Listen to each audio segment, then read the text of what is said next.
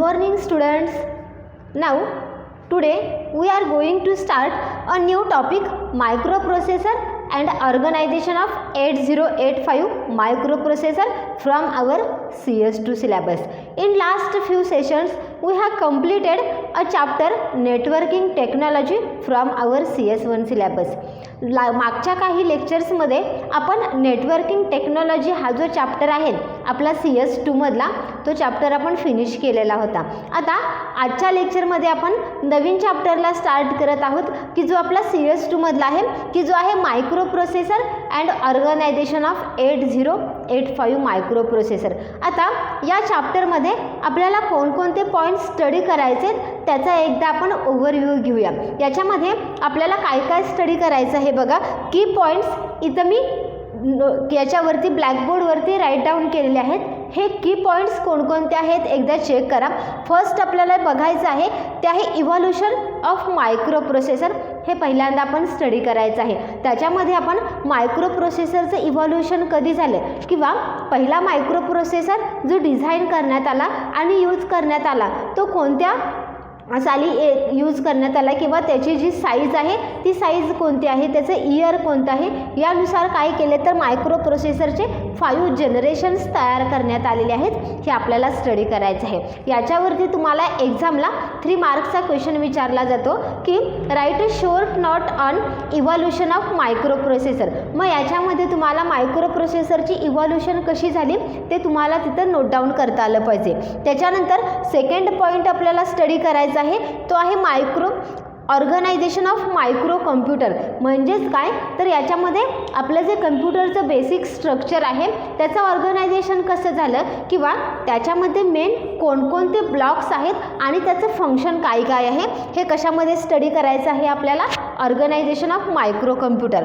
After that block diagram of micro computer. त्याच्यानंतर आपल्याला काय स्टडी करायचे आहे तर हा जो मायक्रो कम्प्युटर आहे त्याची ब्लॉक डायग्राम कोणत्या स्वरूपाची आहे आणि त्याच्यामध्ये कोणकोणते फंक्शनल युनिट्स त्याच्यामध्ये आहेत आणि त्यांचं वर्किंग काय आहे हे इथं आपल्याला स्टडी करायचं आहे. याच्यावरती सुद्धा तुम्हाला एक्झामला 4th मार्कचा क्वेश्चन विचारला जातो की draw a block diagram of micro computer. Micro कम्प्युटरची जी ब्लॉक डायग्राम आहे ती ड्रॉ करण्यासाठी तुम्हाला 4 मार्क्सचा क्वेश्चन विचारला जातो किंवा त्याच्यातले जे इसेन्शियल ब्लॉक्स आहेत त्या ब्लॉक्सवरती तुम्हाला शॉर्ट नोट विचारली जाते. या दोघांच्यापैकी कशावरतीही तुम्हाला 4 मार्क्सचा क्वेश्चन विचारला जातो. After that block diagram and internal structure of 8085. आता या चॅप्टरमध्ये जो आपण मायक्रो प्रोसेसर स्टडी करणार आहोत तो मायक्रो प्रोसेसर कोणता आहे हो तर 8085 हा जो मायक्रो प्रोसेसर आहे तो आपण या चॅप्टरमध्ये स्टडी करणार आहोत. याच्या व्यतिरिक्त अजून खूप मायक्रो प्रोसेसर आहेत.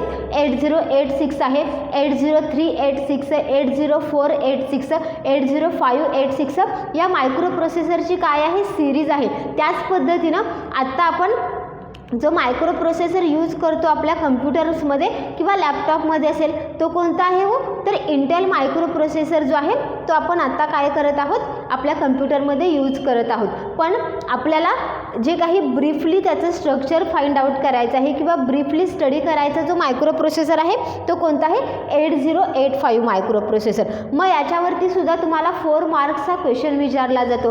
Draw and label the diagram of internal structure of micro processor 8085. मग इथं तुम्हाला डायग्राम ड्रॉ करण्यासाठी 4 मार्क्स दिलेले आहेत.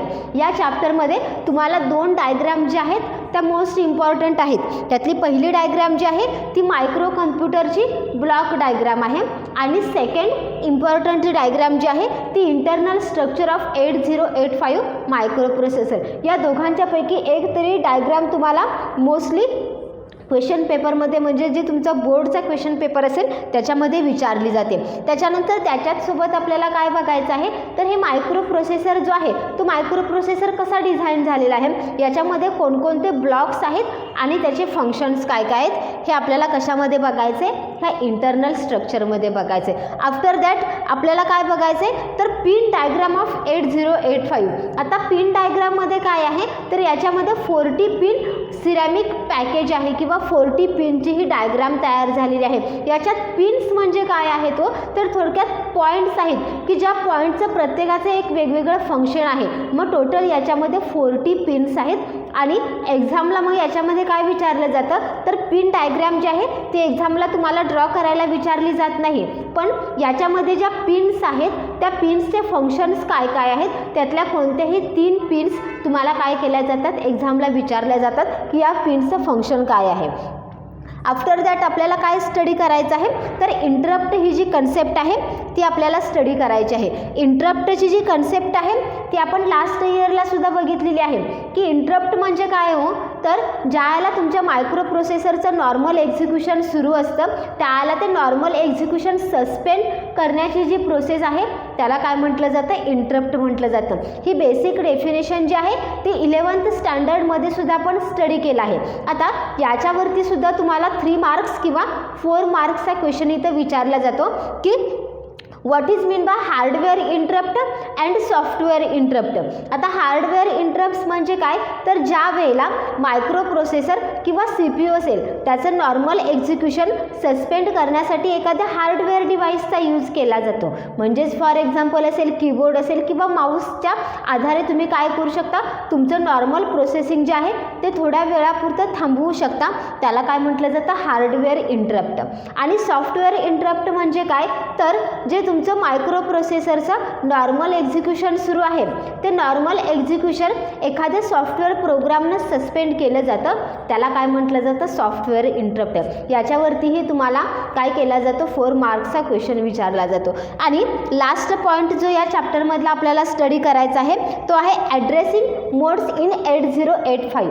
आता ॲड्रेसिंग मोड्स म्हणजे काय आहे, तर ज्या पद्धतीनं आपण CS1मध्ये C++मध्ये प्रोग्रामिंग शिकलो त्याच पद्धतीनं आता इथं आपल्याला CS2मध्ये काय करायचे आहेत, प्रोग्राम्स राईट डाऊन करायचे आहेत. मग हे प्रोग्राम्स कशाशी रिलेटेड आहेत, तर मायक्रो प्रोसेसरशी. आणि मायक्रो प्रोसेसर हे कशाशी रिलेटेड आहे, तर आपली जी मेमरी आहे कम्प्युटरची त्या मेमरीशी रिलेटेड आपल्याला काय करायचे आहेत, प्रोग्राम्स करायचे आहेत. मग ह्या ॲड्रेसिंग मोडमध्ये 4 टाईप्सचे ॲड्रेसिंग मोड आपल्याला स्टडी करायचे आहेत. त्याच्यामध्ये डायरेक्ट ॲड्रेसिंग मोड असेल, त्याच्यानंतर इम्प्लिसिट ॲड्रेसिंग मोड असेल, अशा पद्धतीनं रजिस्टर ॲड्रेसिंग मोड असेल. या पद्धतीनं आपल्याला काय करायचे आहेत, त्या ॲड्रेसिंग मोड स्टडी करायचे आहेत. लक्षात आलं तुमच्या की हा जो चॅप्टर आहे हा चॅप्टर ज्या पद्धतीनं नेटवर्किंग हा चॅप्टर इम्पॉर्टंट होता तेवढाच इम्पॉर्टंट आपल्याला हा microprocessor and organisation of 8085 जो आहे तो इम्पॉर्टंट आहे. याच्यामध्ये जे की पॉईंट्स आपल्याला स्टडी करायचे आहेत ते की पॉईंट्स मी तिथं राईट डाऊन केलेले आहेत. आता आपण पहिला पॉईंट सुरू करूया, तो आहे इव्हॉल्युशन ऑफ मायक्रो प्रोसेसर. आता इव्हॉल्युशन ऑफ मायक्रो प्रोसेसरमध्ये आपल्याला काय काय बघायचं आहे बघा. इथं तुम्हाला एक टेबल ड्रॉ करून दाखवते मी की जे काय शो करतं की मायक्रो प्रोसेसरची जी इव्हॉल्युशन झालेली आहे ती कोणत्या पद्धतीनं झालेली आहे.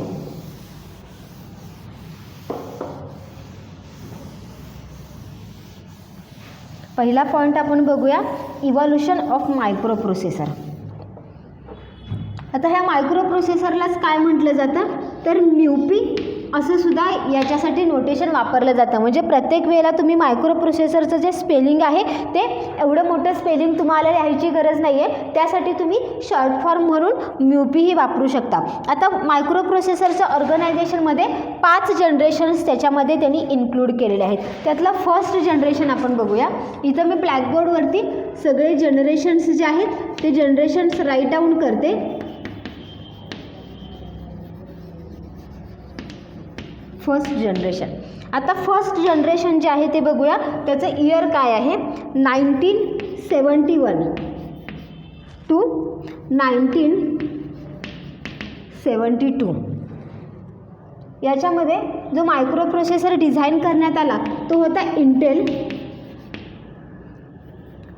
4004. त्याची साईज जी होती तो 4 बीटचा होता. त्याच्यानंतर सेकंड जनरेशन.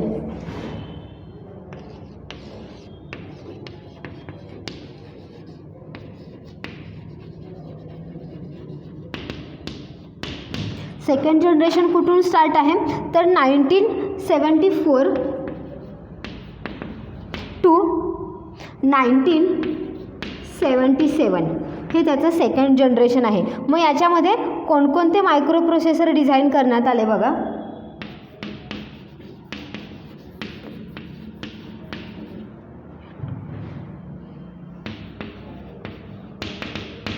हे इव्होल्युशन जे आहे ते मी एक्सप्लेन करते नंतर तुम्हाला.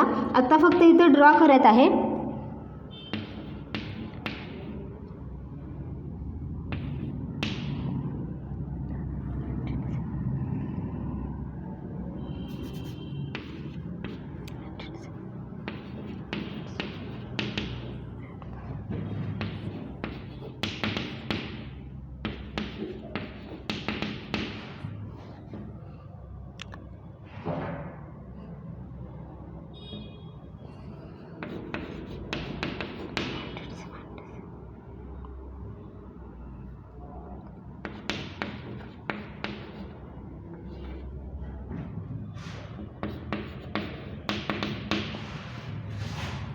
आणि थर्ड जनरेशन.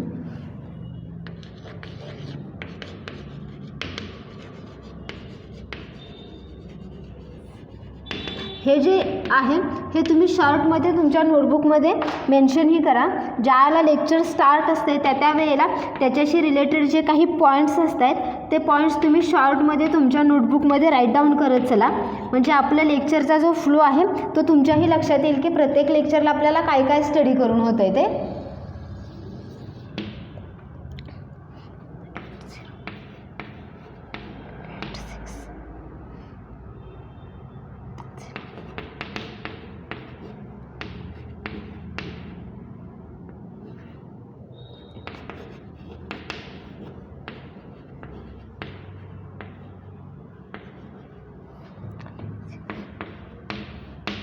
इथं मी 3 जनरेशन जे आहेत ती 3 जनरेशन ड्रॉ केलेली आहेत. आता इकडे लक्ष द्या केअरफुली. आपण चॅप्टर बघत आहोत microprocessor and organisation of 8085. आता पहिल्यांदा लक्षात घ्या की मायक्रो प्रोसेसर म्हणजे काय आहे. आता बऱ्याच वेळेला आपल्याला मायक्रो कम्प्युटर हा वर्ड माहीत आहे पण मायक्रो प्रोसेसर हा वर्ड तितकासा आपला फॅमिलियर नाही आहे. पण जे कम्प्युटर्स ज्यांच्याकडे आहेत किंवा जे लॅपटॉप बाय करतात त्यांना हा मायक्रो प्रोसेसर म्हणजे काय हा वर्डसुद्धा माहीत झाला असेल. आता मायक्रो प्रोसेसर म्हणजे काय हो तर स्मॉल इंटिग्रेटेड चिप आहे म्हणजेच IC त्याला म्हटलं जातं की ज्याच्यामध्ये कपॅसिटी आहे फंक्शनिंग करायची. आपण म्हणत असतो की कम्प्युटरचं जे काही सगळं फंक्शन आहे ते कोण परफॉर्म करत असतं हो तर CPU परफॉर्म करत असतो. पण CPU हा त्याच्यासाठी रिस्पॉन्सिबल नाही आहे. तर ह्या CPUमध्ये किंवा मायक्रो कम्प्युटरमध्ये हा मायक्रो प्रोसेसर जो आहे तो कुठं अटॅच केला जातो तर आपला CPU जो आहे त्याच्यामध्ये हा मायक्रो प्रोसेसर अटॅच केला जातो की जो कशासाठी यूज केला जातो. जे काही आपलं कम्प्युटरचं फंक्शनिंग केलं जातं अर्थमॅटिक ऑपरेशन्स असतील लॉजिकल ऑपरेशन्स असतील किंवा एनिथिंग मेमरीचे रिलेटेड फंक्शन्स असतील हे सगळे फंक्शन्स कुठं परफॉर्म केले जातात तर ह्या मायक्रो प्रोसेसरमध्ये. लक्षात आलं तुमच्या की मायक्रो प्रोसेसर आणि मायक्रो कम्प्युटर हे दोन्हीही वेगवेगळे वर्ड आहेत.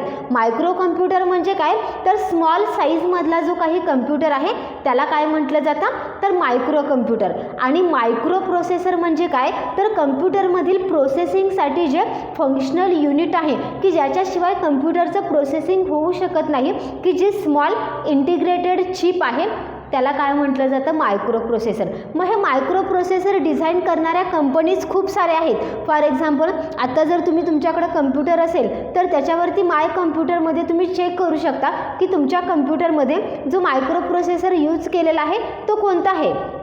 ओके मोस्ट ऑफ आपल्याकडे जो मायक्रो प्रोसेसर यूज केला जातो तो कोणता आहे हो तर इंटेलचा मायक्रो प्रोसेसर आपण यूज करतो. मायक्रो प्रोसेसर डिझाईन्स करणाऱ्या किंवा मायक्रो प्रोसेसर तयार करणाऱ्या खूप साऱ्या कंपनीज आहेत.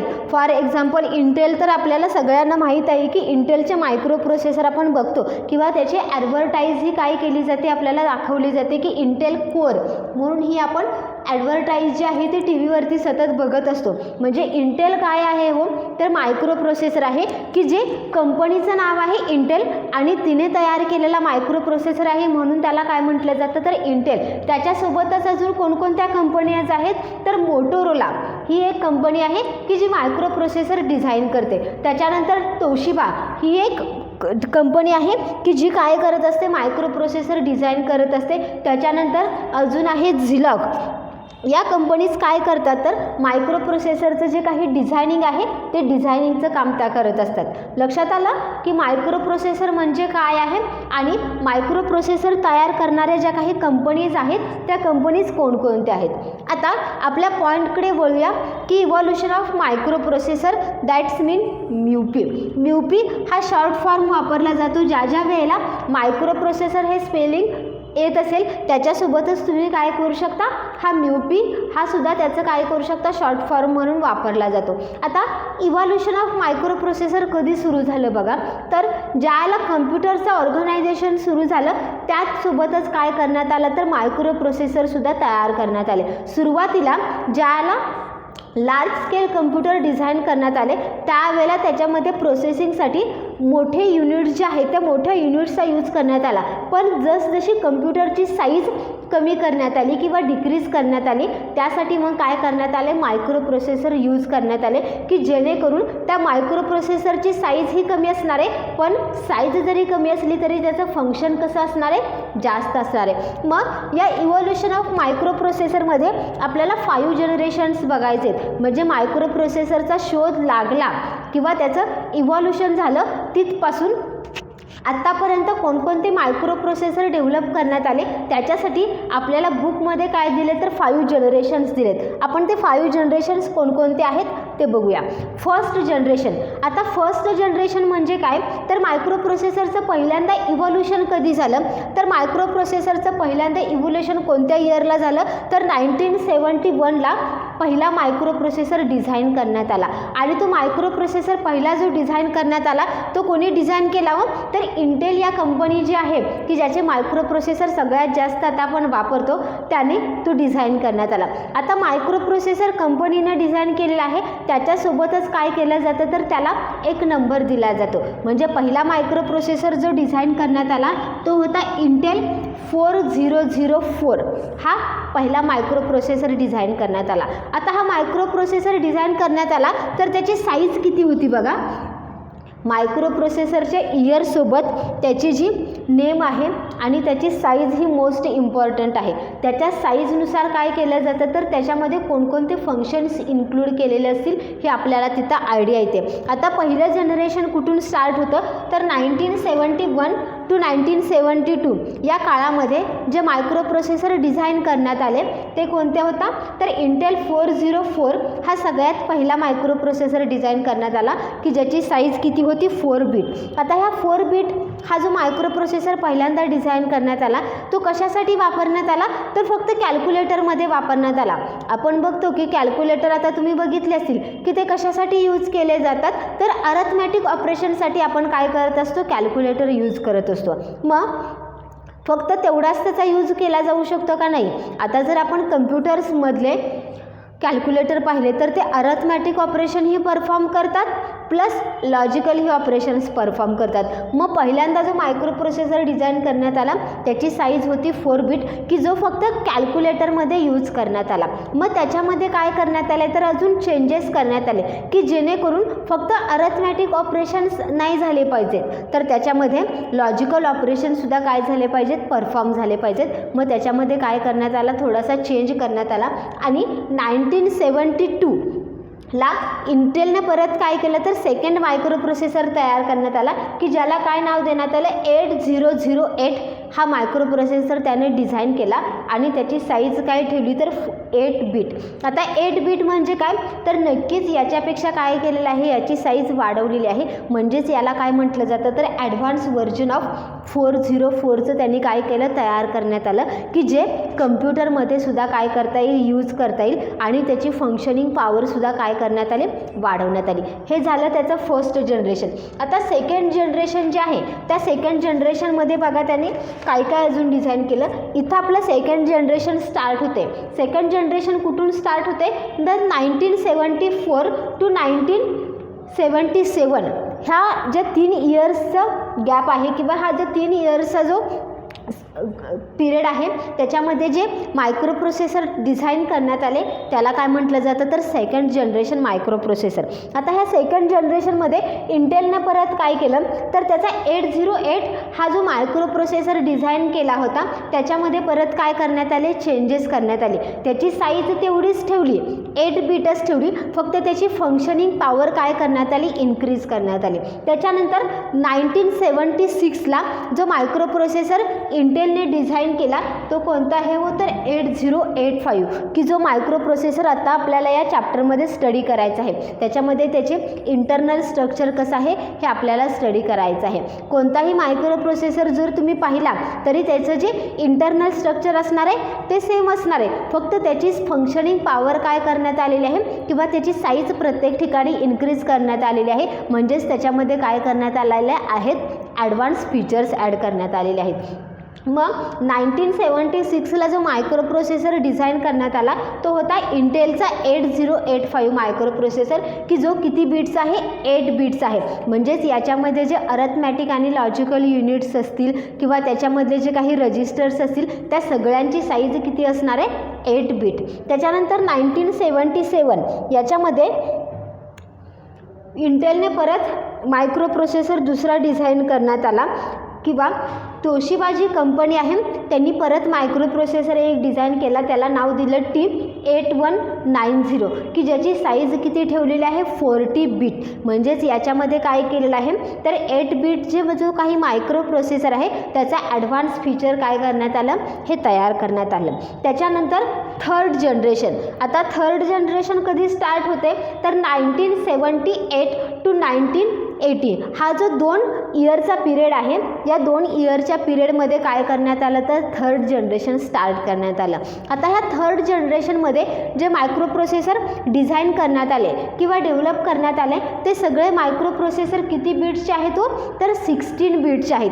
ही जर तुम्ही इव्हॉल्युशन केअरफुली बघितलं तर तुमच्या काही गोष्टी इथे लक्षात येतील. पहिलं जे जनरेशन आहे त्या पहिल्या जनरेशनमध्ये जे मायक्रो प्रोसेसर डिझाईन करण्यात आले ते मोस्टली 4 बिटचे मायक्रो प्रोसेसर होते.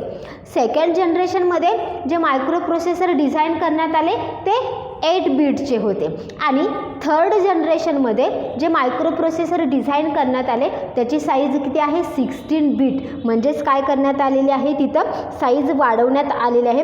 म्हणजेच सी पी यूची कपॅबिलिटी जी आहे ती कपॅबिलिटी इन्क्रीज करण्यात आलेली आहे. मग ह्या थर्ड जनरेशनमध्ये जे मायक्रो प्रोसेसर इंटेलनं केला तो कोणता होता तर 8086ची एक सिरीज तयार करण्यात आली की ज्याला काय म्हटलं जातं इंटेल X86 फॅमिली ही म्हटलं जातं. याच्यानंतरचा जो आपण चॅप्टर्स बघणार आहोत त्या चॅप्टरचं नाव काय तर इंट्रोडक्शन टू इंटेल 86 फॅमिली. आता इंटेल 86 फॅमिली म्हणजे काय हो तर याच्यामध्ये जे मायक्रो प्रोसेसर तयार करण्यात आले ते कोणते होते तर 86 फॅमिलीचे होते. म्हणजेच थोडक्यात काय तर 8086 असेल, त्याच्यानंतर 80286, 386, 486. म्हणजे प्रत्येकाचं जर तुम्ही नेम बघितलं तर त्याचं लास्ट डिजिट जे आहेत ते काय होतं 86. म्हणून त्याला कॉम्बिनेशन्समध्ये काय म्हटलं जातं तर 86 फॅमिली ही म्हटलं जातं. मग हे जी 86 फॅमिली आहे त्याच्यामध्ये जे मायक्रो प्रोसेसर तयार करण्यात आले ते किती बिटचे होते तर 16 बिटचे मायक्रो प्रोसेसर तयार करण्यात आले. त्याच्याच सोबत झिलॉक जी कंपनी आहे त्या कंपनीनेही काय केलं तर त्याचा मायक्रो प्रोसेसर त्याला मार्केटमध्ये इंट्रोड्यूस केला की ज्याला नाव काय देण्यात आलं झिलॉक 8008. आणि इंटेलनं त्याच पिरियडमध्ये अजून एक मायक्रो प्रोसेसर डिझाईन केला इंटेल 8088 की ज्याची साईजसुद्धा काय आहे 16 बिटच आहे आणि तो कोणत्या सिरीजमध्ये मोडतो तर इंटेलची जी 8086 फॅमिलीची सिरीज आहे त्याच्यामध्येच तो काय करण्यात आला इन्क्लूड करण्यात आला. लक्षात आलं तुमच्या हे तिन्ही generation first generation, second generation and third generation. आपण आता फोर्थ जनरेशन बघूया.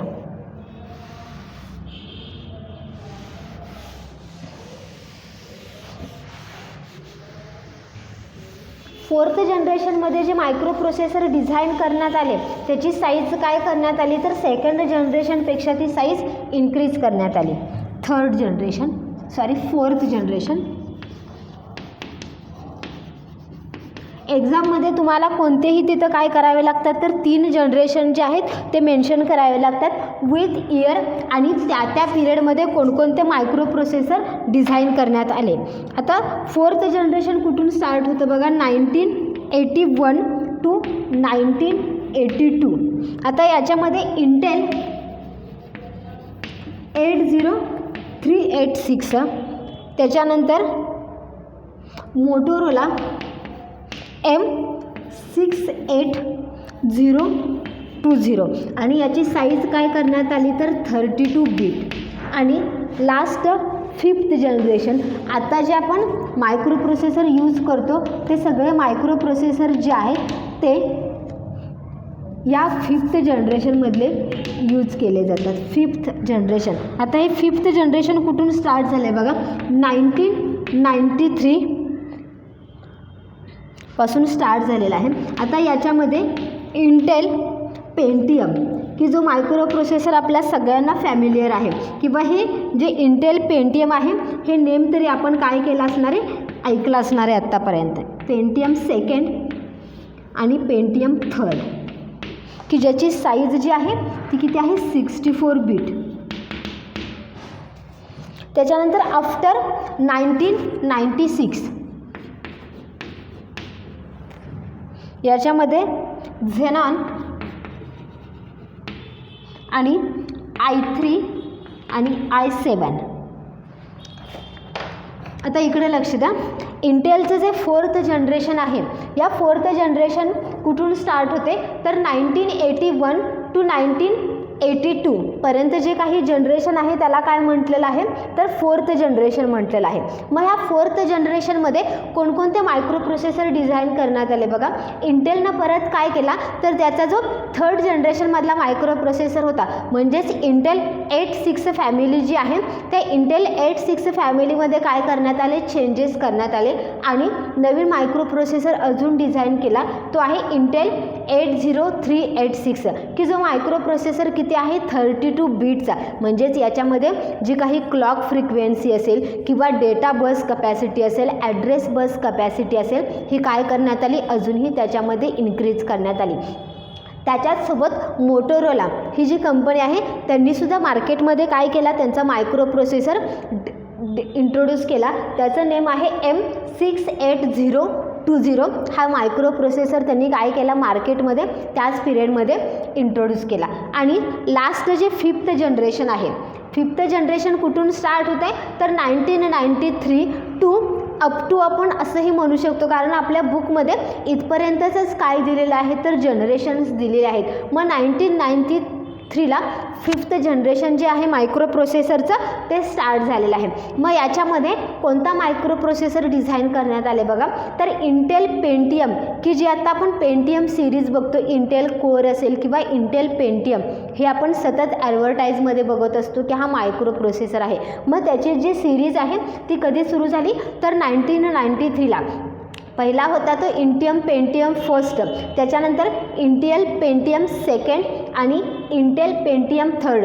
या जनरेशनमध्ये हे जे मायक्रो प्रोसेसर डिझाईन करण्यात आले याची साईज किती होती तर 64 बीट एवढी त्याची साईज होती. म्हणजे त्याची प्रोसेसिंग कपॅसिटी काय करण्यात आली आहे तर खूप साऱ्या पटीनं तिथे इन्क्रीज करण्यात आलेली आहे. सोबतच त्याच्यामध्ये अजून काही फीचर्स ॲड केले असतील तर डेटा बस जी आहे ती डेटा बसची कपॅसिटी वाढवण्यात आलेली आहे. त्याच्यानंतर ॲड्रेस बस जे आहे त्या ॲड्रेस बसची कपॅसिटी वाढवण्यात आलेली आहे. क्लॉक फ्रिक्वेन्सी असेल म्हणजेच CPU, ज्याला तुम्ही CPUला एखादी इन्स्ट्रक्शन्स देता त्याला ती इन्स्ट्रक्शन CPU किती टाईम पिरियडमध्ये कंप्लीट करतं त्याला काय म्हटलं जातं तर CPUची क्लॉक फ्रिक्वेन्सी. मग ते किती टाईम पिरियडमध्ये कंप्लीट करते त्याच्यानुसार त्याची क्लॉक फ्रिक्वेन्सी त्याला दिली जाते. त्याच्याचसोबत अजून कुठले आफ्टर 1996 त्याच्यानंतर कोणकोणते मायक्रो प्रोसेसर तयार करण्यात आले बघा. झेनॉन एक मायक्रो प्रोसेसर तयार करण्यात आला आणि i3 अँड i7 हे मायक्रो प्रोसेसर जे आहेत ते कोणत्या जनरेशनचे आहेत तर 5th जनरेशनचे हे मायक्रो प्रोसेसर्स आहेत. लक्षात आलं तुमच्या की इव्हॉल्युशन ऑफ मायक्रो प्रोसेसर जे आहे ते कुठून स्टार्ट होतं तर 1970 1पासून मायक्रो प्रोसेसरचं इव्हॉल्युशन स्टार्ट होतं आणि ते फिनिश कुठं होतं तर आफ्टर 1996 याच्यामध्ये त्यांनी काय केलं तर 5 जनरेशन्स जे आहेत ते 5 जनरेशन्स इन्क्लूड केलेले आहेत. प्रत्येक जनरेशननुसार त्याची काय केलेली आहे इयर वाईज त्या जनरेशनमध्ये किंवा त्या इयरमध्ये कोणकोणते मायक्रो प्रोसेसर जे आहेत ते इंट्रोड्यूस करण्यात आलेले आहेत ते त्यांनी मेन्शन केलेलं आहे. आणि त्याच्याचसोबत त्याची महत्त्वाची जी आहे साईज, याच्यासाठी मी तुम्हाला शॉर्टकटमध्ये काय सांगते तर फक्त ज्याला तुम्ही हे एक्झाममध्ये तुम्हाला याच्यावरती क्वेश्चन विचारला जातो, जेवढे मायक्रो प्रोसेसरचे नेम्स तुमच्या लक्षात राहतील तेवढे मायक्रो प्रोसेसरचे नेम्स तुम्ही इथं मेन्शन करायचे आहेत. फक्त त्याच्यामध्ये एक गोष्ट सांगते की लक्षात कसं ठेवायचं तर फर्स्ट जनरेशन जे आहे ते फर्स्ट जनरेशन 1971 to 1973 की ज्याच्यामध्ये 4 बिट्सचा मायक्रो प्रोसेसर डिझाईन करण्यात आला की जो कॅल्क्युलेटर पर्पजसाठी यूज करण्यात आला. सेकंड जनरेशनमध्ये जे मायक्रो प्रोसेसर डिझाईन करण्यात आले त्याची साईज होती 8 बिट की ज्याची मायक्रो प्रोसेसिंग कपॅसिटी वाढवण्यात आली किंवा प्रोसेसिंग कपॅसिटी वाढवण्यात आली. त्याच्यानंतर थर्ड जनरेशनमध्ये जे मायक्रो प्रोसेसर डिझाईन करण्यात आले त्याची साईज होती 16 बिट.